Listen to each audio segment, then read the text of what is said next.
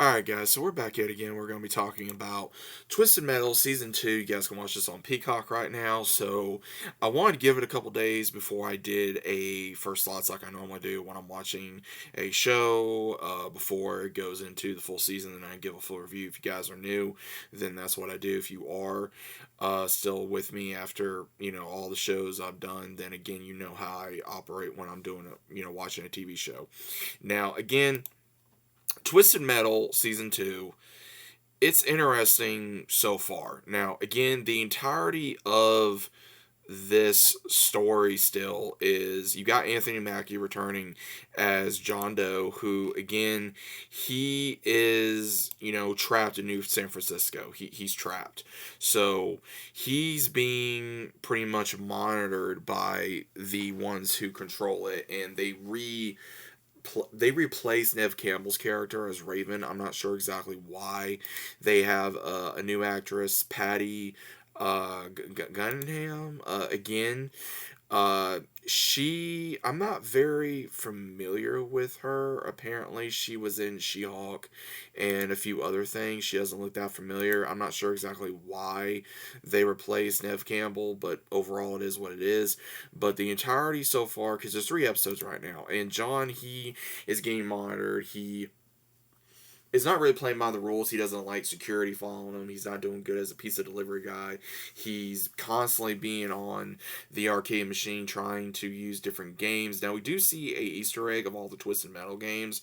That was cool, I think. Then you see him where he is, he's lonely. He doesn't have quiet with him anymore. He's still trying to figure out what to do. He's in his old house. He has no memory of his family. And when he starts breaking the rules, they take away his TV and he starts reading, which was really funny, I will say, because he was reading the Breakfast Club, and I found that really hilarious of the way he was acting, reading it like almost like a teen girl. It's kind of funny. And he comes up with an idea to get out, and he does, but he has to go into Raven's secret area where we find a woman from her past by the name of Kelly, who again could be a love interest or a friend. I think it's more of a love interest, because Kelly got severely hurt when they were trying to do a prank on someone when they were younger before all this happened.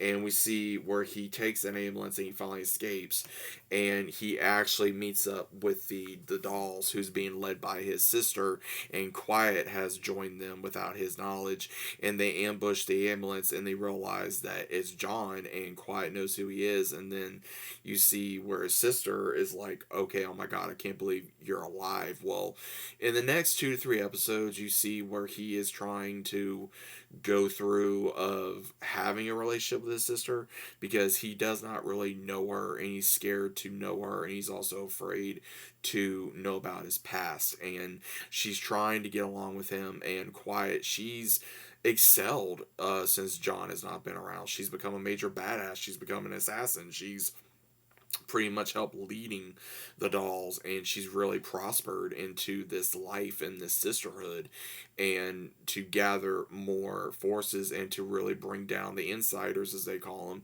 who is living within the wall rather than outside the wall. And during this whole time frame, you got Sweet Tooth, and you got his little minion, I guess you would call him, as they're trying to be the best of the best, Stu. They're trying to be the best of the best.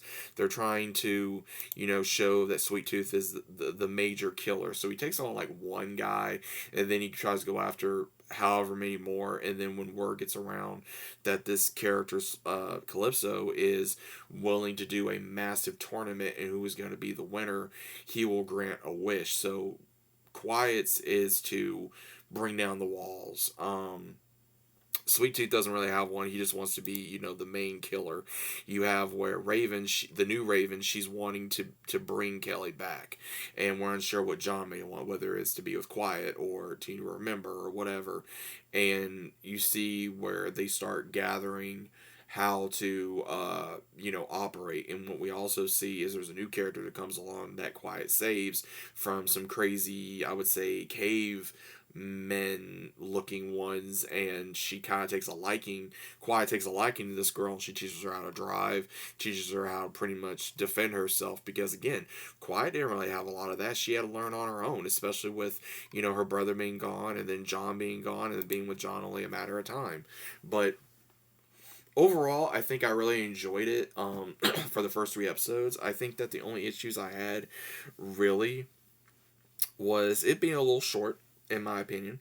Again, it's like 30 minutes each. I think the first episode was like an hour, I think.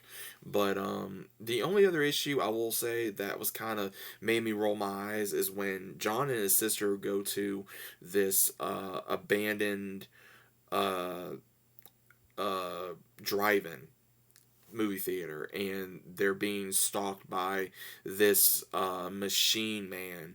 And and again, guys, it's been a long time since I played the original game, so again, don't don't harsh on me too much. But again, they meet the one that pretty much created him. He's like, oh well, I'm gonna do the same thing to you, them. And then they put, the race card in there, like, oh, you're a racist, and they're assuming he is because he's a white guy. And I'm sitting there and I'm like, dude, this is a post-apocalyptic world, and that's the first thing you're gonna bring up. Like, it's really crazy to me that they want to bring that up. And I just rolled my eyes and I just continued watching it, because again, when you see things like that in a movie or a show that you enjoy, me personally, I'll look over it because I want to enjoy the show. But at the same time, it's one of those where you really, that was not needed, in my opinion. It was really not needed, because it's like, really, you're more concerned about that than trying to save your sister or trying to save yourself or any of these other things. It was just really stupid, in my opinion, to put that in there. I feel like there was no reason for that to be written, because it was just like, okay, well, let me do this for flair, or to appease the other so-called audience members that will enjoy this. Again, it's just one of those things where I don't think certain people realize when you put something in there in a show, it's gonna hurt it, rather than, for a joke or for something, whatever. Again, it's one of those, I don't care about, things like that. I just wish they wouldn't put it in there, and unless it actually has something to do with the story, and it had nothing to do with the story. It was just one of those, you were assuming something and you barely knew this crazy person, and you were putting in an assumption. So again, it was just one of those things where it was really stupid. But overall, I'm enjoying the show. I think Anthony Mackie's doing a very good job with the character as John Doe. I think Quiet's doing an amazing job. I'm glad to see Quiet has improved as a character. She's not, what's the word? She's not reliant on John. She's not relying on the dolls. She's relying on herself, and that's really good and a big improvement from where she's come from. And again, she's been very reckless in the past, but again, it seems like she's learned from her mistakes. So I'm hoping we see more. Again, 3 episodes are out right now. The next one comes out on August 7th. So let me know what you guys think about this. You guys enjoying Twisted Metal season 2? Have you watched it yet? Either way about it, let me know what your thoughts are about it down in the comments. Hope you guys enjoyed, and I'll see you as always on the next one.